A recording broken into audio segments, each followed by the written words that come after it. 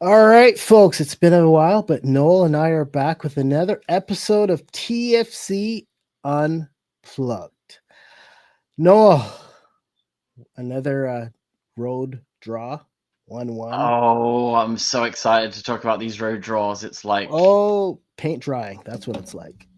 yeah, it's you know, it's difficult. And I said this to somebody the other day, like it's just you you understand like we are defensively solid and you understand that we are playing a certain way to not concede goals, and that's maybe the difference between us being second from bottom to being us fourth from bottom.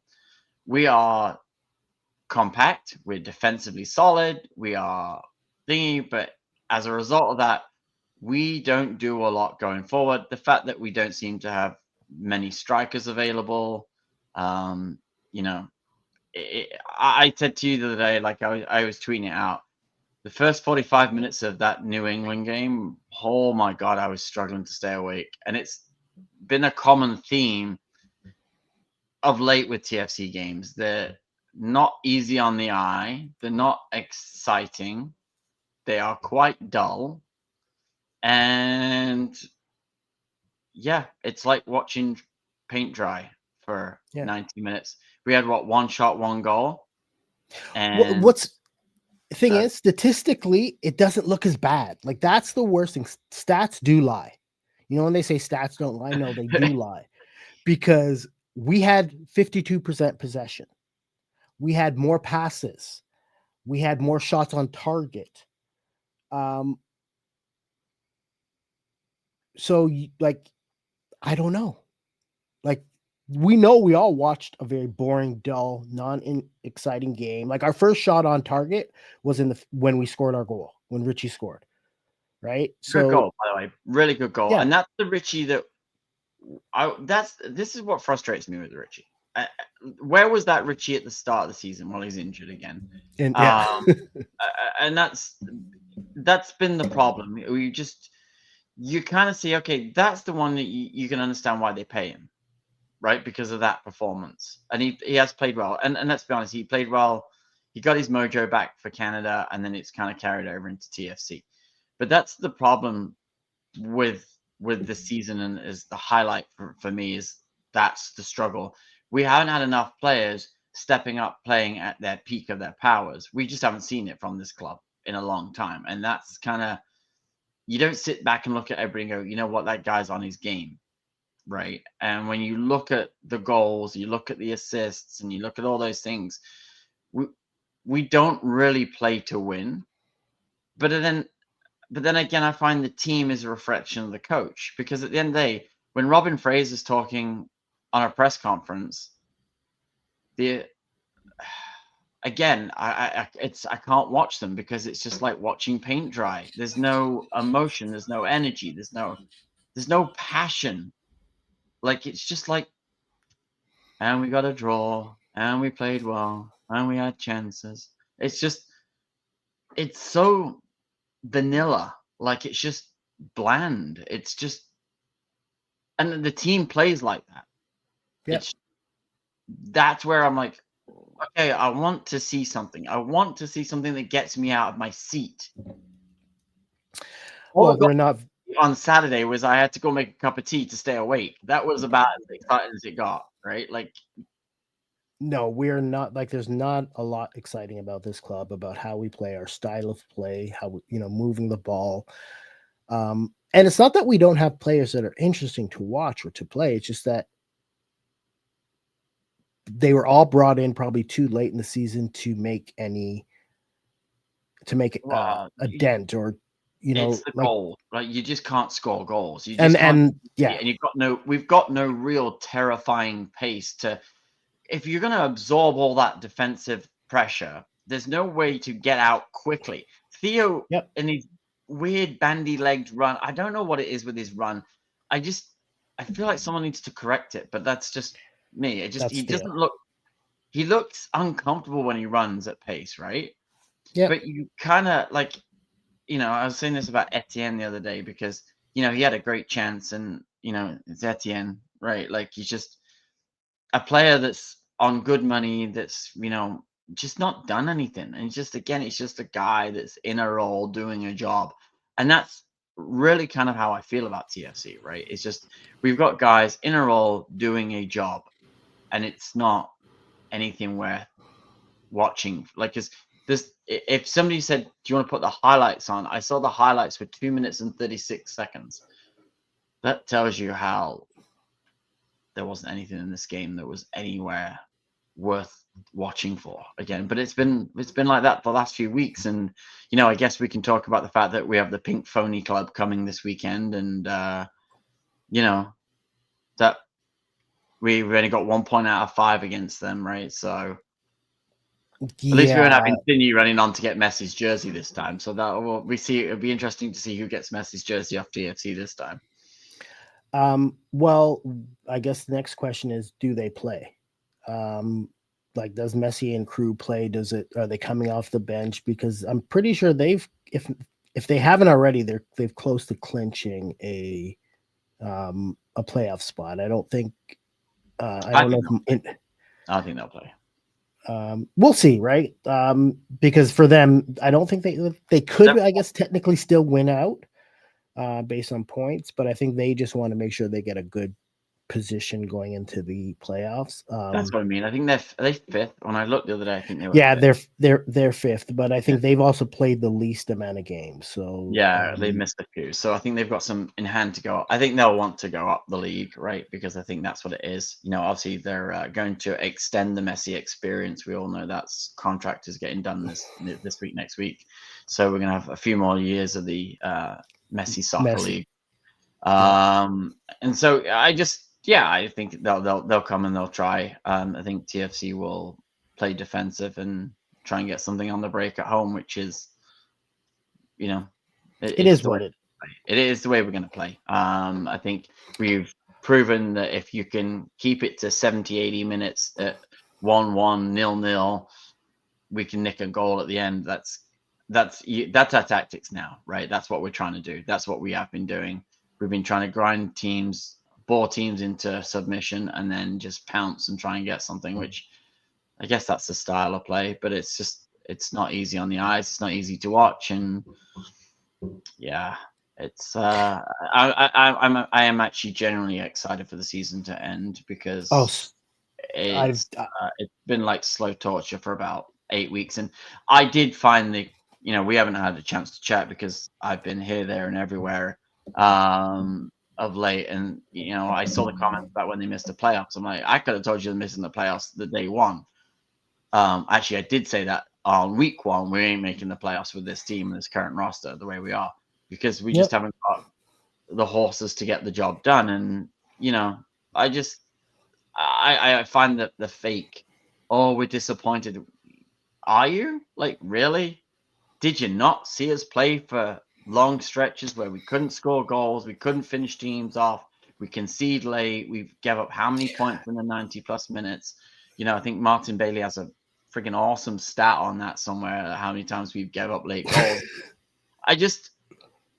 Again, it's just this, I'm looking for the positives going into next year, because it is we've been so doom and gloom for 5 years. But I would say, Richie's form's been good. If he can keep that going and stay healthy and start the season like that, that would be a plus. I think we all know they're going to sign Corbeau. That's not really much of a secret. It's a no-brainer based on the fee and the amount of money he wants. And they don't really have many other options because they've got to bring in a lot of players to make this work. I think, Cifuentes looks pretty decent. Mihailovic, I do like. I'm very positive on him. The rest of it is all just, that's their opinion. And, I think there's some opportunities to get some quality players in. They've just got to start with a bit of a bang, and they've got to get some players in the door that's going to make some people get out their seats, because at the end of the day, you can't start next season like with the same run with you need real change to have people believe, right? Like, you bought yourself time with all the changes you've made, especially since the moment we got rid of the Italian project. That was the first sign that the club is admitting failure and trying to do right. You've bought in some pieces that we can see that, okay, I see, I like that piece, I like this piece. Okay, these are the kind of pieces we need moving forward. However, we're far from a finished product. I think we're seeing the writing on the wall with Sean Johnson now. Gavin, I wouldn't be surprised if they go with Gavin for the remainder of the season. And I think we've talked about this at some point. You have to see what this kid brings to the table, because all indications that Sean Johnson probably won't be here next season. So No, I think that's pretty clear when we saw that second game in a row. Like, that's the thing, right? Right. That's really. Yeah, like I personally think this season's been over since we decided to cut ties with the Italians. And I've just been going through the motions ever since. And for me, it's like, let's, talk is cheap, actions speak louder than words. Let's see what this club can do this offseason to really right this ship, right? Toronto FC's been getting a lot of flack, deservedly so, from their fan base, from the media. Some of the flack they've gotten, and I'm going to touch on, I think is just sour grapes from a lot of former, whether it be national team players, former people that have worked with TFC. You and I have discussed the constant attack or hatred towards TFC. Always, anytime somebody can throw the shade on them within the Canadian soccer circles, they do. And last week, there was another article that came out with Alistair Johnson, basically saying, oh, TFC never gave him a chance. They didn't even look at him, yada, yada, yada, whatnot. And I'm kind of sick and tired of that song and dance that everybody. Yeah, you know what? You messaged me about this, and I think, where was it? Was I in Nashville? I can't remember. Like, you messaged me. I went and looked at it, and then I agree with you, and this is what irritates me, because when you're always going to miss in soccer. You're always going to miss players in your academy. You're always going to miss local kids that do that. But I also want to, I saw a Vancouver fan tweeted something. He's like, well, Vancouver's developed more Toronto-based players than Toronto. And I want to say he's absolutely right. He is 100% right, because the difference is Vancouver's budget for the last 10 years has been no budget. So what are you going to do if you have no budget? You're going to scout better than everybody else, because you've got to find the diamonds in the rough to make your team work. Toronto FC has been doing the old Johnny Manziel, throwing money like a drunken sailor around in a bar. So are you going to put all your resources into the academy? No, you're not, because you're trying to sign Lorenzo Insigne. You're trying to bring in Bernardeschi. You're trying to bring in world-class superstars to make TFC win now. That's been our brand since, let's say, 2016, right? Yeah. We've been that. We haven't been sat there going, we need to find how to get the academy. No one's really put the academy above everything else and done everything else. So all these people are, oh, well, you missed this guy. You missed this guy. Of course you missed this guy. They're not looking in that market. They're not looking in Brampton. They're looking in Serie A. That's the problem. And we all know this, but they come out with these comments because it's Toronto FC. Of all the teams in Canada, it's going to get the most clicks and likes. That's just kind of the way we are. But it's not the reality. And yes, to Vancouver's credit, long term, it has built them a better club, stability-wise, Canadian Championship-wise. They're doing it now in the MLS for the first time. But at the end of the day, they haven't invested huge sums of money into their club. So what they've done is they've put it all into their recruitment team. They've got good recruits. They've got good talent scouts. And they've got the benefit of one team in Canada who's got big resources not looking at that as an option. So you're going to miss Alistair Johnsons. You're going to miss all those guys that, the Tajon Buchanans. You're going to miss all those guys that kind of are in your own backyard, because you've not really done this. And that's a different story. It's a different model, and it's a different thing. And we've sat here and said the academy needs to be producing, but they really haven't put any resources or talents to that. And another thing I want to touch on, because, Craig Forrest made a comment where he didn't directly compare TFC to Ipswich, but you can't even bring any European club into the conversation when discussing Toronto FC's academy, right? Because as an example, if we look at the city of Toronto to compare it to a major city in England, which would be London, right? If Yeah. we look at how many professional clubs are in London alone, Yeah. right? We have one in the greater Toronto area. And the amount of talent that's in that pool, they will always miss out. It is literally impossible for them to corner the market on talent in the greater Toronto area without missing players left, right, and center. There's just too many players to choose from. It But is it's also, literally yeah, that and I agree with you on that, because the thing is, you're also looking to fit players into what your system and style of play is, which we haven't had a system or style of play that's been consistent in the last 5 years anyway. So it's just, again, it's like, are they going to pass on an Alistair Johnson? I saw the comment, oh, he's too small. Well, maybe that those things happen, right? Like, players get passed on all the time for various things, right? I think somebody even said that to me. I went to a coaching thing years ago when I was, I think, 12 or 13, and there was scouts there, and they said, "Oh, he's too small." I was too small. Like, that's just, you grow, like, things change, like, it's time, position, and opportunity. Did he eventually have his quality come through and shine through? Yes, it did. And he is where he is because somebody realized that that's a player that's got some ability that fits their system and their style, and he benefited from that. It's not necessarily going to continue to always be that way. Again, we yep, haven't had a same style of play with the same style of manager for the last, how many managers have we had in the right. last 5 years? Like, it's just, your academy is that reflection. And I remember years ago they tried to make it like the Ajax academy, right? And then that failed miserably. So what we did was we went and just brought superstars. Yeah. So it's just You know, gonna happen. you can and another note, like we could go the route of what Vancouver, Montreal do with, let's try to get some good Canadian talent. But and I'm not trying to be disrespectful, and I know a lot of people will say I am. What has it won them? Yeah, that's fair. Right? Like, great, you've won a Canadian championship, you've won a few of those, but you haven't won a league title, you haven't won a supporter shield. That is what your ultimate goal is as a professional organization, is to win the big trophies. So it is great when you can develop an academy, but more often than not, when you are the team that is developing players out of your academy, you're very more often than not winning trophies. FC Dallas, prime example. They've been known as one of the best academies in MLS for since the inception. Yet, how often do they win?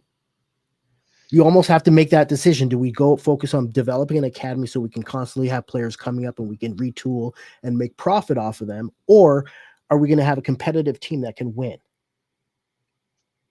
Yeah, Right. because It even doesn't always, it doesn't work in at least in MLS. You can't rely on your academy to develop the way you do in Europe. This is really more of the business, a business style versus developing kids from your academy and hopefully having that right. And the way that Europe is now going, clubs are looking how they can make money off their academy, not how they can turn that into trophies. Well, that's the thing, right? And if you look at even in MLS, you've got someone that's young, talented thing. Now the European scouts are all here. They're all looking for him, right? So then they're taking him before they even reach their peak, right? Which again, that should have been a JMR. We should have let him go earlier and just send him off to Arsenal, Liverpool, or wherever, and he might have turned into something better. But you hold them too long, you can't develop them because of instability within the club, and we're back to this, Yeah. this never-ending cycle. But again, it's easy to criticize TFC. Look, we do it a lot, because that's I give credit to my ticket rep Jordan. Shout out to Jordan. He has to listen to me. He sent me an email last week just seeing how I'm doing. I got that one. I haven't responded to him yet. So I just told him, like, look, we still suck. Like, at the end of the day, I'm not going to be happy until we're at least competitive, where it's, you go into a game going, all right, I think we could do this, or we can score more than one goal. I just, we don't, we just want to be competitive. We want to be in the playoffs. It's September, and we're already out of it and we're looking down the barrel. So, you know, it is what it is. But at the end of the day, I just, we just need to be next year. Like the goal is just like 7th or 8th would be great. You know what I mean? Yeah. In the playoffs, in the mix, comfortably there in September. You know, have a shot of upsetting somebody, and maybe you get a 2019 again. But we just haven't been competitive, and I just want to see some goals. I want to see some good football, and that's the struggle right lately. Because after the New England game and the other games, we just we're there to grind out results. And I feel like if you take this whole season, we've had 5 wins. There's not much to jump up and down about, and I think that's been the season in a nutshell. It's just we haven't lost, we haven't been losing games, we just don't But we're win games, not. and we Yeah. just can't score goals. So it's the fact is, I looked at TFC's top all-time goal scorers, and they've all stopped playing. Like, I think the highest one on there is Oh, Oso, sorry. Yeah. and then Marky Delgado. Well, that tells you how bad that list is. But like again, it's just we are where We we have. are. The season is done. We are going to see them play the kids. Would I love to see them upset the Pink Pony Club? Yeah, I would, because I can't stand them. I think Busquets and his clown friends have all just been a disaster of late for the MLS. And I just every time Don Garber's little shiny toy breaks down, I think it's fantastic for us. So let's hope we get a win this weekend. Yeah, that would be great. I guess the bigger question for us is, what will the stadium look like? We remember last year with the fiasco and them, especially in the South End, apparently giving out red T-shirts to people wearing Inter Miami gear. Because there's still a demand for people to go watch that game. You and I aren't going to be there. We'll both be watching it from home. As I've passed on those tickets, and so have you. But I'm expecting similar to last year, more Inter Miami fans and TFC fans showing up.